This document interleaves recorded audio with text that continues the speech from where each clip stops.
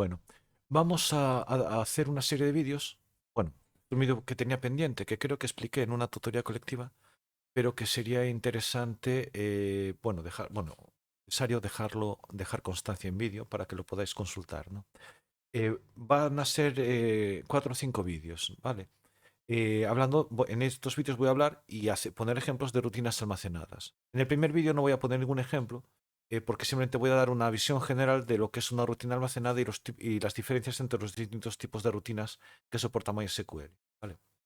Entonces, eso vamos a decir que es una rutina, las diferencias entre los distintos procedimientos, bueno, acciones, eventos y triggers, y después, en los siguientes vídeos, nos centraremos en cada uno de estos elementos.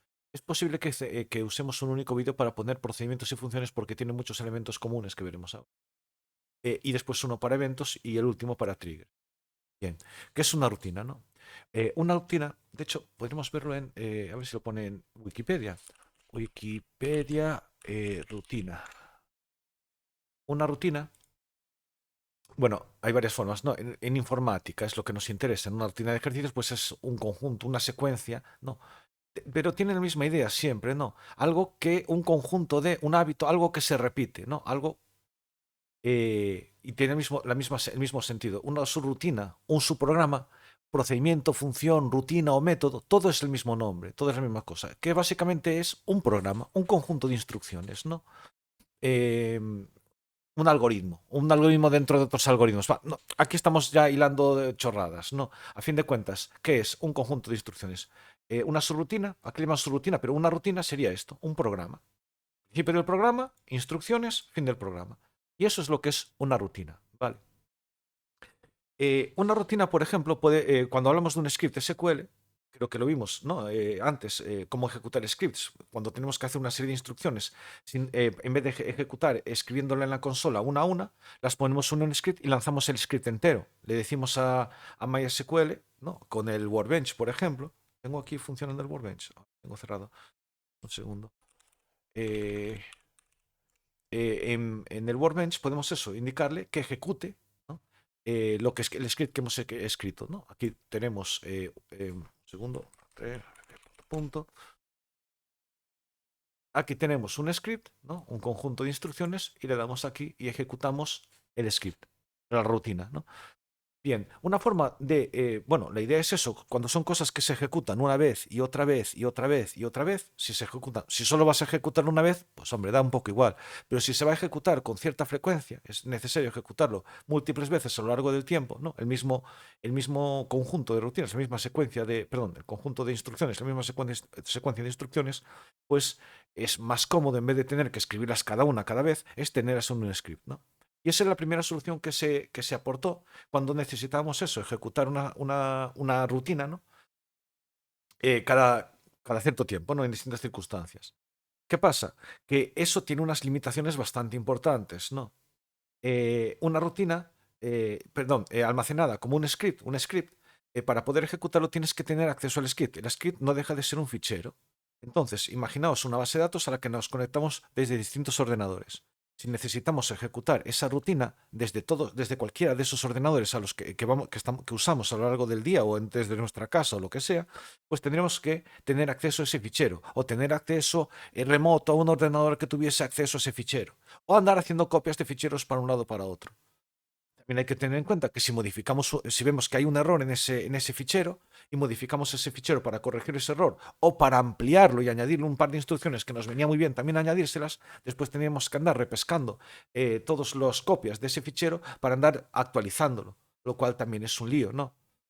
Y por último, hay otro problema aún a mayores de todo esto, y es que si nosotros queremos ejecutar ese script, el usuario con el que ejecutemos ese script tiene que tener los permisos que necesite tener ese script. Si borramos una tabla, si hacemos un update, si hacemos lo que sea dentro de ese script, el usuario que ejecute ese script tendrá que tener privilegios sobre esas estructuras, ¿no? Sobre esos elementos, sobre esas tablas y bases de datos que toca.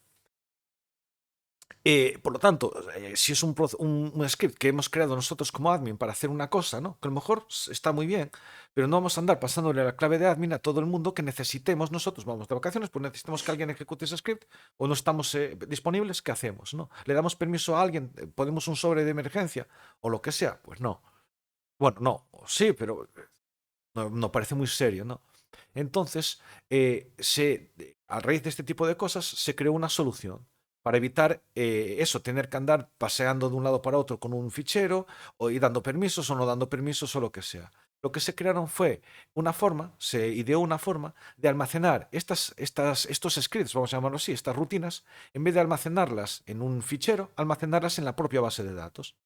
De hecho, están almacenadas dentro, creo, si no me equivoco, si no lo entendí mal, al menos se pueden ver de esa forma, como si fuesen, porque, perdón, en la base de datos, no recuerdo dónde es, no recuerdo la ruta exacta, no es necesario saberla, pero hay una ruta en la cual se encuentran guardados en una tabla, o al menos se puede consultar como una tabla, donde se encuentran almacenados todos los procedimientos, funciones, eventos y triggers que hemos creado, ¿no? Y también sobre qué tabla o sobre qué base de datos están creados, porque tienen que estar asociados a alguna base de datos para que, bueno, no pueden estar así por libre, etcétera, etcétera, etcétera. Entonces están almacenados en la base de datos. Y después tenemos una serie de características que nos permiten decidir cómo se van a ejecutar esos procedimientos, ¿no? Esas rutinas, en función de qué, en respuesta a qué, ¿no? ¿Qué va a hacer que se ejecuten, ¿no? ¿Quién podrá ejecutarlos y con qué permisos trabajarán esas rutinas? Que nos facilita mucho lo de, por ejemplo, podemos hacer que un usuario pueda ejecutar una rutina, que esa rutina se ejecute como si fuese ejecutada por el administrador, pero que el usuario que ejecuta esa rutina no pueda modificarla para hacer cosas raras, ni pueda tampoco tocarla, no tenga por qué tener permisos sobre las cosas que toca esa rutina, sobre las tablas que modifica esa rutina. Como admin creamos una rutina, le damos permiso a Juan para que ejecute esa rutina y Juan a lo mejor solo tiene permiso dentro del sistema gestor de base de datos, dentro de la base de datos, para ejecutar esa rutina, no para borrar una tabla, ni para leer una tabla, ni para nada. Entonces es una forma de permitir que alguien haga cosas sin que pueda, por su cuenta, sin que tenga por su cuenta que poder toquetear todo lo que esas cosas, a lo mejor que nosotros hemos creado, sí que puede hacer, ¿no? Bien. Entonces, hay cuatro tipos de rutinas almacenadas en MySQL, ¿no? Soporta cuatro tipos, y que son procedimientos, funciones, eventos y triggers. Procedimientos y funciones tienen características similares, ¿no? Entre ellas, tienen muchas características comunes que los diferencian de eventos y triggers. Los procedimientos, por ejemplo, y las funciones, tanto procedimientos como funciones, puede ejecutarlos explícitamente el usuario. El usuario puede sentarse delante de la consola y decir, ejecútame este procedimiento. O puede escribir una sentencia select y decir, y utilizar dentro de esa sentencia select una función que ha creado él u otro usuario, ¿no? Y ejecutar esa función. Hombre, digo que puede hacerlo explícitamente, pero también puede ejecutarse automáticamente. Quiero decir, si tú tienes una función, tú puedes usar esa función dentro de un select que a su vez esté dentro de un procedimiento. Entonces, tú ejecutas ese procedimiento y lo mismo con un procedimiento. Un procedimiento puede estar invocado desde dentro de un procedimiento. Puedes meterlo dentro. Por eso lo que vimos antes de subrutina, ¿verdad? Entonces, tú puedes tener un procedimiento que necesite ejecutar dentro un procedimiento y después haga un select e invoque una función y después invoque otro procedimiento y termine, ¿no? Entonces, ya digo, de esta manera, cuando lanzas el primer procedimiento, se ejecuta automáticamente todo lo que tenga dentro, ¿no? Y con las funciones lo mismo. Y de hecho, en un evento o en un trigger puedes tener referencias a procedimientos y funciones. De eso se trata, de que tengamos capacidad de ejecutar esas rutinas cuando nos hagan falta, ¿no? Pero también podemos hacerlo de manera manual. En cambio, un evento y un trigger, ya veremos, un usuario no puede decir ejecuta el evento tal o ejecuta el trigger cual. No. Los eventos son por la diferencia bueno, esa es la primera diferencia que hay entre procedimientos y funciones. Otra diferencia es que a un procedimiento le podemos pasar información, le podemos pasar parámetros. Y a una función lo mismo, le podemos pasar parámetros, ¿no? Por ejemplo, un procedimiento podríamos pasarle dos parámetros que sean dos fechas para que lo que haga, lo haga con datos que están dentro de esas fechas o dentro de esos timestamps. Y después un procedimiento tiene opcionalmente, esto es opcional, no tiene por qué tener parámetros. No, a lo mejor tú lanzas un procedimiento y hace lo que le dé la gana, pero tenemos la opción de pasarle información para que haga cosas con esa información, ¿no? También podemos, un procedimiento no devuelve un valor, pero podemos hacer que modifique un dato para obtener información sobre ese procedimiento, sobre algo que pasó dentro del procedimiento. Por eso que podemos tener parámetros, son para indicarle cosas, pero también parámetros que le llamamos de salida, que después ya veremos esto todo en detalle, ¿vale? Pero parámetros de salida que se modificarán y después podremos consultar a ver qué pasó, ¿no? En cambio, las funciones se diferencian un poquito de los procedimientos en esto, pero también tienen parámetros. En este caso, las funciones solo tendrán parámetros de entrada, parámetros a los que les podamos pasar valores, ¿no?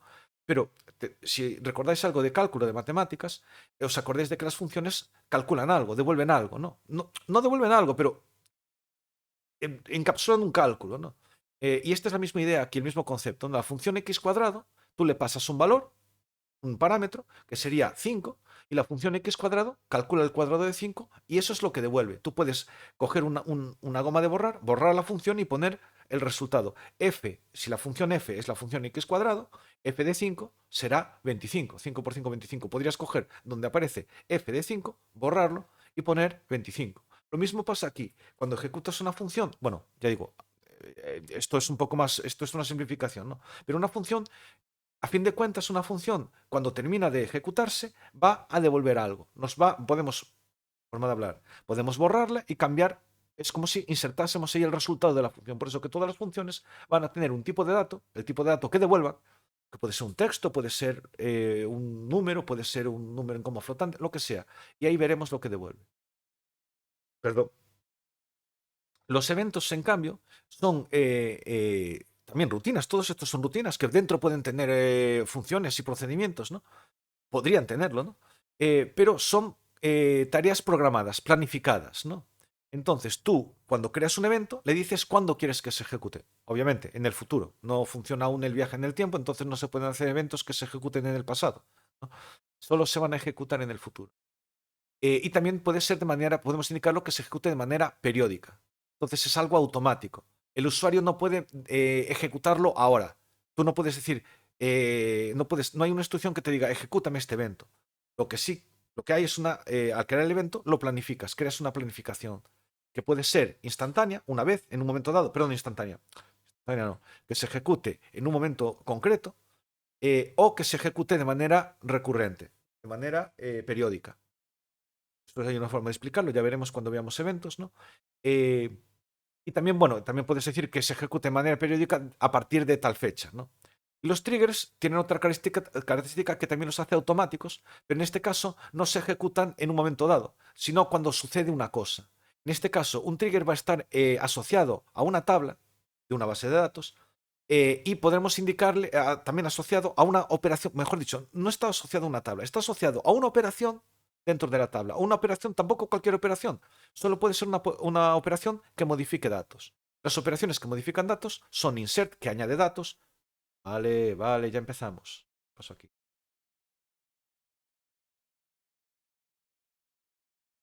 Aunque creo que se fue la luz. Vale, se me apagó la pantalla principal. Entonces voy a parar, a acabar rápido porque...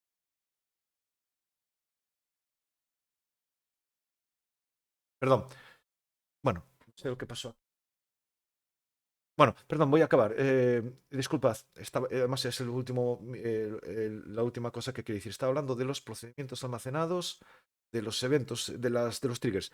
Se asocian a una operación que puede ser insert, delete o update de una tabla de una base de datos. Entonces, si se ejecuta un insert, el trigger estará allí atento y cuando se toca un insert dentro de la tabla en la que está, dice, esta es la mía. Y entonces entra él a ejecutarse.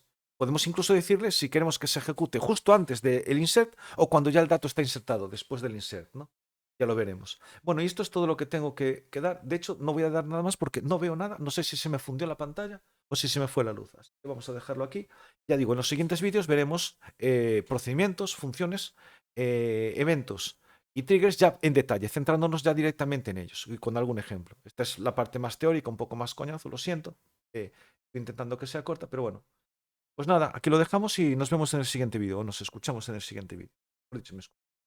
Luego.